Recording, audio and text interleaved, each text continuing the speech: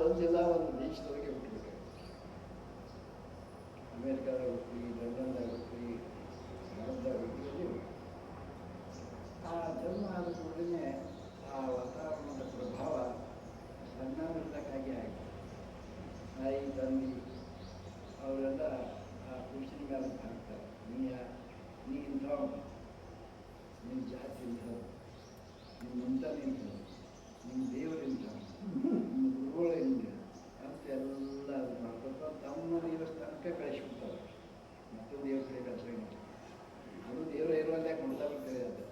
ನಮ್ಮ ದೇವರೇ ದೇವರು, ನಮ್ಮ ಧರ್ಮನೇ ಕರೆಯೋದು, ನಮ್ಮದೇ ಎಲ್ಲ ಸತ್ಯ ಅಂತೇಳಿ ಎಲ್ಲರೂ ತಮ್ಮ ತಮ್ಮ ಧರ್ಮದೊಳಗೆ ಎಲ್ಲರೂ ಬಂದಿದ್ದು ಮಾಡ್ತಾರೆ. ನೋಡ್ರಿ, ಮತ್ತು ಎಲ್ಲ ಧರ್ಮದೊಳಗೆ ಏನು ಹೇಳ್ಯಾರಂತಂದ್ರೆ ಅಹಿಂಸಾ ಸತ್ಯ ಅಸ್ಥೇಯ ಅಪರಿಗ್ರಹ ಈಗೆಲ್ಲ ಧರ್ಮಗಳಿಗೂ ಹೇಳ. ಯಾವ ಧರ್ಮನೂ ಹಿಂಸ ಮಾಡಕ್ಕೆ ಹೇಳಿಲ್ಲ, ಯಾವ ಧರ್ಮನೂ ಕಳು ಮಾಡಕ್ಕೆ ಹೇಳಿಲ್ಲ, ಯಾವ ಧರ್ಮನೂ ಮತ್ತೊಬ್ಬರ ಕೃತಿಗೊಯ್ಯ ಅಂತ ಹೇಳಿಲ್ಲ. ಎಲ್ಲ ಧರ್ಮ ಚೆನ್ನೇ ಹೇಳ. ಮತ್ತು ಎಲ್ಲರೂ ಮತ್ತು ಆ ಬೇಕಾದ ಧರ್ಮದಾಗ ಹುಟ್ಟೋದಕ್ಕೆ ಅಂಥ ಕಾರ್ಯ ಅವ್ರು ಮಾಡಬೇಕಾಗಿತ್ತಲ್ಲ, ಹಂಗಾಗಿತ್ತು. ನಮ್ಮ ಧರ್ಮ ಶ್ರೇಷ್ಠ, ನಿಮ್ಮ ಧರ್ಮ ಶ್ರೇಷ್ಠ ಕಲಹ ಆಗಿತ್ತು, ಊಟ ಹಿಂಸೆ ಹೆಚ್ಚಾಗಿತ್ತು. ಧರ್ಮದ ಹಿಂಸೆಗಳು ಎಷ್ಟು ಹೆಚ್ಚಾಗ್ಯಾವ ಅದು ಹೇಳಲಿಕ್ಕೆ ಸರಿ ಲಾಸ್ಟ್ ಆಗ್ಯಾವ. ಇದಕ್ಕೆ ಧರ್ಮದ ಇದಕ್ಕಾಗಿ ಯಾಕಂದ್ರೆ ನಾವು ಧರ್ಮದೊಳಗೆ ಬಂದು ಪಾಠ ಎಲ್ಲರೂ ನೋಡಂತೇಳಿ ಕಾಲ ತೆಗಿಂಗ ನಿಂದ್ರಿಸಿ ಬಟ್ಟೆ ಒಳಗೆ ಶಸ್ತ್ರ ಚುಚ್ಚಿ ಒಳಗಿನ ನರಗಳು ತೆಗೆದಾರ. ಇಷ್ಟು ಪರಧರ್ಮದವತ್ತ ತಾಪ.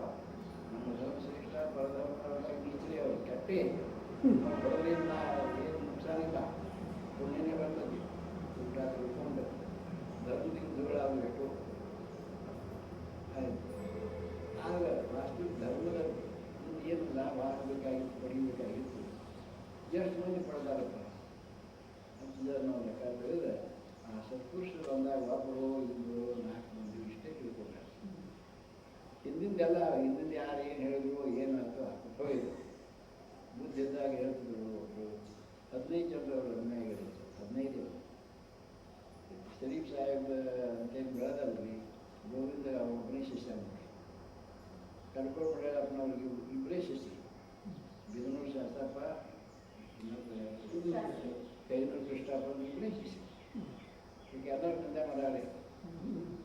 ಹಿಂದಿಂದ ಭಾಳ ಮೇಲೆ ಬರ್ತಾವ್ರಿ. ಎಲ್ಲ ಇದ್ದಾಗ ಯೇಸು ಕ್ರಿಸ್ತನ ಮಳೆ ಬೆಳೆದುಕೊಂಡಾರ. ಈ ಕ್ರಿಸ್ತ ಧರ್ಮ ಎಷ್ಟು ಬೆಳೆದದ್ರಿ, ಒಂದು ದೇಶಕ್ಕೆ ಕ್ರಿಸ್ತ ಧರ್ಮ ಆಗೈತಿ. ಎಷ್ಟೊಂದು ಚರ್ಚ್ಗಳಾದವು. ಆದ್ರೆ ಆ ಕೃಷ್ಣನ ದರ್ಶನ ಆಗಿದೆ ಆಗೈತಿ ಅದು.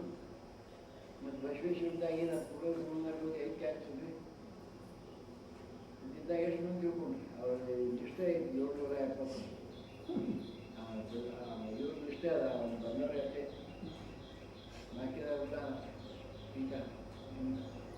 ಈಗ ಬಸವೇಶ್ವರ ನೂರ ಎತ್ತುಗಳು ಹಚ್ಚಿ ಮೆರವಣಿಗೆ ಬಸವ ಜಯಂತಿ ಬೇಡ ಅಂಥವ್ರು ಇಂಥವ್ರು ಕೇಳ್ತಾರೆ. ಆದ್ರೆ ಆ ಬಸವ ಅವ್ನ ಜ್ಞಾನ ಅವ್ನು ಏನಿತ್ತು ಅವನ ಬಾಯಿಗೆ ವಾಕ್ಯ ಬೀಳಕ್ಕೆ ಶಕ್ತಿನೇ ಇಲ್ಲ. ಈಗ ಅವ್ರು ಬಾದವ್ರಿ ಮತ್ತವ್ರ ಬಾಯಿಗೆ ಬರ್ತಾವಲ್ಲ,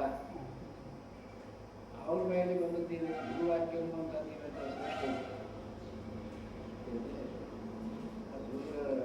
ಗುರುವಾಕ್ಯದಿಂದ ಅಧಿಕ ಶ್ರದ್ಧೆ ಮೂರ್ತಿ ಆಗ್ತದೆ. ಹೇಳ್ತಾರೆ ಗುರುವಚನ ಏನೈತಿ ಅದಕ್ಕಿಂತಲೂ ಹೆಚ್ಚಿನ ಸುಧಾ ಅಮೃತ ಇನ್ನೊಂದು ಇಲ್ಲ, ಅದೇ ಶ್ರೇಷ್ಠ ಅಮೃತ ಐತೆ ಅಂತ ಹೇಳ್ತಾರೆ.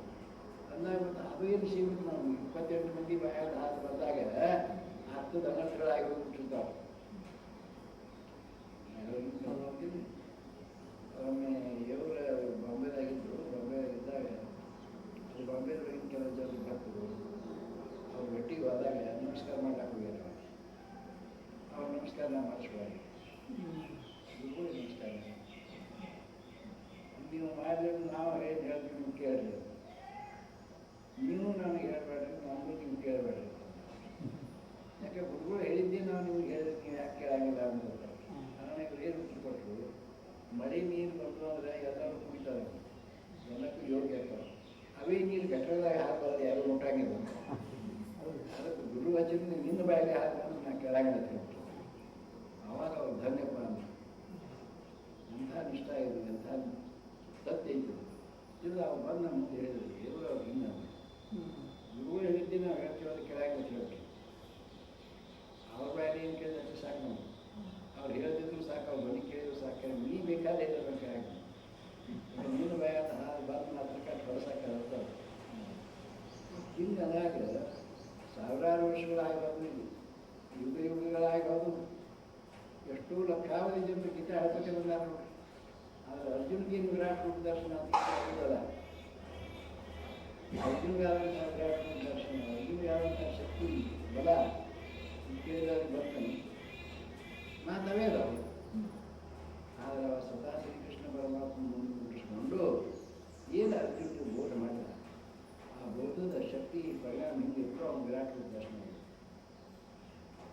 ಹೌದು. ಅದೇ ಗೀತಾನೆ ಎಲ್ಲ ಹೇಳ್ತಾರೆ, ಹೇಳ್ತಾರೆ ಕೇಳ್ತಾರೆ ಅವ್ರ ಕಡೆ ಮಾಡ್ತೀವಿ.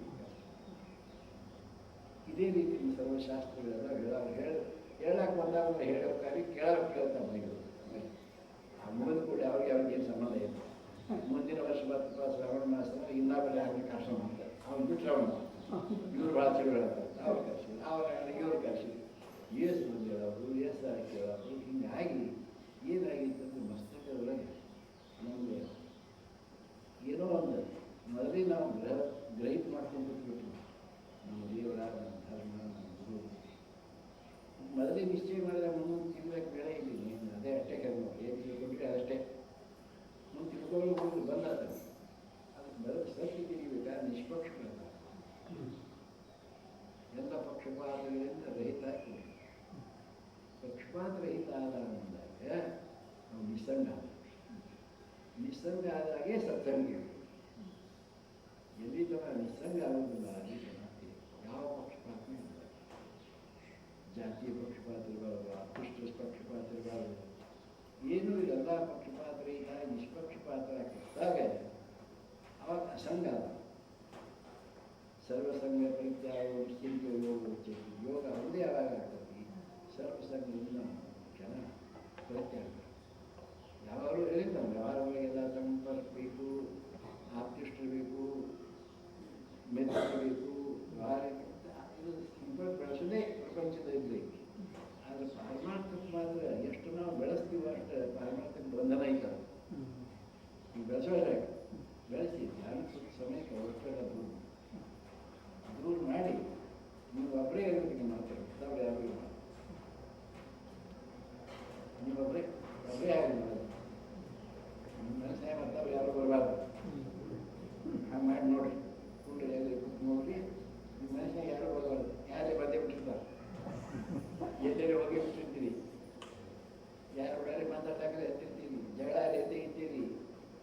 ಅವು ಏನೂ ಇಲ್ಲದೆ, ಯಾವ ಕಲಹ ಇಲ್ಲದೆ ಒಂದು ಕ್ಷಣಾಚಾರ ನೀವು ಒಬ್ಬರೇ ಆದ್ರಿ ಅಂದರೆ ಆವಾಗ ಆಧ್ಯಾತ್ಮಕ್ಕೆ ನನಗೆ ಯೋಗ್ಯ ಅದ, ಸತ್ಸಂಗಕ್ಕೆ ಯೋಗ್ಯ ಅದ.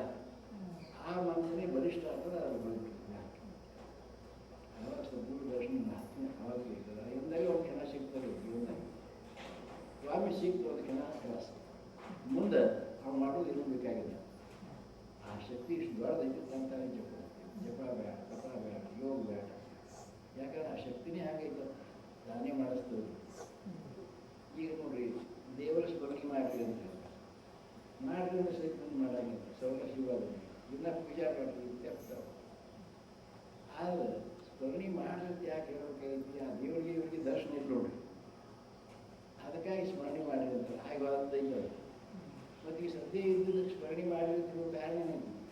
ನಾವೇಂದ್ರೆ ಹೇಳಿವ್ರ ನಿಮಗೆ ನಾವು ಸ್ಮರಣೆ ಮಾಡಿದ್ರೆ ತಿಳಿಯೋರು. ಮತ್ತು ಇಲ್ಲಿ ಬಂದಿವಿ ಅಂದ್ರೆ 6 ತಿಂಗಳ ಮೇಲೆ ಯಾಕೆ ಬರಬೇಕು, ವರ್ಷದ ಮೇಲೆ ಯಾಕೆ ಬರಬೇಕು, ಸುಮ್ಮನೆ ಯಾಕೆ ಬಂದ್ರಿ? ಅದು ನಿತ್ಯ ಕಾರಣಕ್ಕೆ ಅದು ಬಿಡದಾಗೆ ಆ ಕಾರ್ಯ ಹೀಗೆ ಅಹೋರಾತ್ರವಾಗಿ ಅದು ನಮ್ಗೆ ಗೊತ್ತಿದ್ದದೇ. ನಾವು ಸ್ವಲ್ಪ ಕಾರಣ ಕೆಲಸಗಳ ಮಾಡ್ತಿರ್ತೀವಿ ಸಹಿತ ಅದು ಒಳಗಿನ ಬೆಳೆಸು ಕೆಲಸ ಮಾಡ್ತಿರ್ತದೆ. ಯಾಕಂದ್ರೆ ಅದು ಕಟ್ಟಿರ್ತೈತಿ ಚೆನ್ನಾಗಿ ಯಾವಾಗ ಆಗಿರ್ತೈತೆ ಗೊತ್ತಿಲ್ಲದೆ. ಅದು ಆತು ಅದ್ರ ಮುಂದೆ ಅವನು ಬಿಟ್ಟಾಗಿಲ್ಲ, ಅವನಿಗೆ ತಪ್ಪು ಆಯ್ತು ಹೋಗ್ಬಿಡೋದು, ಆ ಶಕ್ತಿ ಹೋಗ್ಬಿಡಂಗಿಲ್ಲ, ಜಪ ಬಿಡ್ತೈತೆ.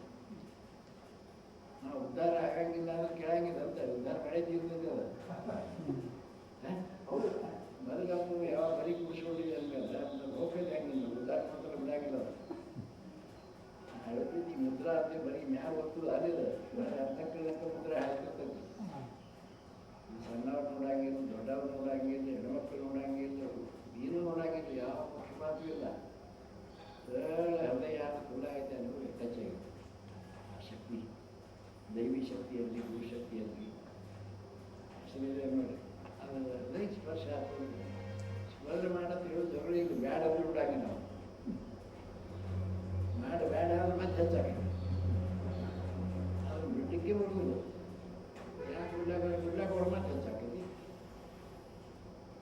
ನಾವು ಹೇಳ್ತೀವಿ ದರ್ಶನಕ್ಕೆ ಹೋಗಬಾರ್ದು ಅಂತ ಮನುಷ್ಯ ಮಾಡ್ಕೊಂಡು ಬಿಡ್ರಿ, ಮಾಡಿ ನೋಡ್ರಿ. ಆ ಪುಸ್ತಕ ನಿಂಗೆ ಬರ್ತೈತಿ, ಓಡಿ ಹೋಗಿ ಸಂಗ ಬರ್ತೈತಿ. ನಮ್ಗೆ ಹೀಗೆ ಹೆಚ್ಚಾಗ್ಬಿಟ್ಟು ಭಾಳ ಸ್ಟಾಕ್ ಆಗಿದೆ. ಆದರೆ ಅದರೊಳಗೆ ಸ್ಪರ್ಶ ಆಗುತ್ತೆ. ಆಗಿದ್ದಿಲ್ಲ ಅಂದರೆ ಅದಕ್ಕೆ ಅದು ಅವ್ರು ಯಾರು 2 ತಿಂಗಳಿಗೆ 2 ವರ್ಷಕ್ಕೆ 4 ವರ್ಷಕ್ಕೆ ಯಾರಿಗೆ ಬಾಲ್ ದಿವಸ ಅದೇ ಪೂರ್ಣ ಆ ವೇಳೆ ಫುಲ್ಲಾಗಿರುತ್ತೆ. ಯಾಕೆ ಇಲ್ಲಿ ಬಂದರೂ ಸಹಿತ ಹೊರಗಿನ ಚಿಕ್ಕ ಒಳಗೆ ಕೂತಿರ್ತಾವೆ, ಅವು ಒಳಗೆ ಹೋಗ್ಬಿಡಂಗಿಲ್ಲ. ಆ ಚಿಂತ ಇಲ್ಲದೆ ಎಲ್ಲರೂ ಗೊತ್ತಾ ಅಂತ ಹೇಳ್ತೇವೆ. ಅದಕ್ಕೆ ನಾವು ಹೇಳ್ತೀವಿ ಏನೇ ಚಿಂತ ಇದೆ ಮನೆಗೆ ಯಾರಿದ್ದೀವಿ ಏನು ನಿಂತಿರೋ ಗದ್ದ ಐತಲ್ಲ ಏನು ಹೊರಗೆ ಬಿಟ್ಟು ಕಲೆ ಬಂದ್ಬಿಡು ಅಲ್ಲೇ ಇಟ್ಬಿಡ್ರೆ ಮತ್ತೆ ನೀವು ಹೊರಗೆ ಹೋಗೋಣ ಅರ್ಧ ಮಾಡ್ತಾರೆ. ನೀವು ಒಳಗೆ ಹೋಗಿ ಹೊರಗೆ ಹೋಗ್ತಾನೆ ಅವನು ಹೊರಗಿಂದ ಹೋಗ್ತಾನೆ. ಮನೆ ಚಿಂತೆ ಆಗಿರೋದಕ್ಕೆ ಮನುಷ್ಯ ಚಿಂತೆ ಆಗಿರೋದಕ್ಕೆ ಯಾವುದೇ ಚಿಂತೆ ಆ ಹೊರಗೆ ಕಲೆ ಬರುತ್ತೆ. ಅದಕ್ಕೆ ದೇವ್ರಿಗೆ ಹೋಗ್ತಾ ಮೊದಲೇ ಹೋಗ್ಬೇಕು. ಎಷ್ಟು ದೇವಸ್ಥಾನ ಮತ್ತೆ ಹೋಗ್ತಾರೆ ಮೊದಲೇ ಹೋಗ್ತಾರೆ. ಮತ್ತು ಅಮರನಾಥ್ ಹೋಗುವಾಗ ಮತ್ತೆ ಹೋಗ್ತೀವಿ ಈಗ ಬಂದ್ಮೇಲೆ ಮತ್ತೆ ಹೋಗೋದು ಅರಬಿ ಕಾಳದ ಹೋಗೋದು. ಮತ್ತು ಅರಬಿ ಕಾಳ ಹೋಗೋದು ಜ್ಞಾನ ಆಗಿರ್ತಂದ್ರೆ ಸಣ್ಣ ಹುಡುಗರು ಅರಬಿ ಕಾಳ ಬರಬೇಕಿರ್ತಾವ್ರಿ ಹೇಳ್ತೀನಿ ಯಾಕೆ ಕೂಚರು ಹಂಗೇದ್ರಿ ಅವ್ರಿಗೆ ಈ ಅರಬಿಗಳಿಗೆಲ್ಲ ಮನುಷ್ಯ ಅಂತ ನೀನು ಬಚ್ಚಾಗಿದೆಲ್ಲ ಅವಳು ಕಳ್ಕೊಂಡು ಬರ್ತಾರೆ. ಮನುಷ್ಯದ ಕಾರ್ಯ ಮಾಡ್ಕೊಂಡು ಮನಸ್ಸು ಬದಲೇ ಆಗ್ಬೇಕು, ಶರೀರ ಅಲ್ಲ. ಇವರು ಶರೀರ ಬಚ್ಚೆ ಆಗಿ ತೋರಿಸ್ತಾರೆ, ಶರೀರ ಬಚ್ಚೆ ಮನುಷ್ಯರ ಬಚ್ಚೆ ಆಗಿ ಅದು ಲಘು ಆಗುವುದು. ಭಾಳ ವಿಶ್ವದ ಅದರಾಗ ಲಘು ಆಗುವುದು. ಕಾಲ ಅದು ಎಲ್ಲ ಒಂದು ದಿವಸ ಭಾಳ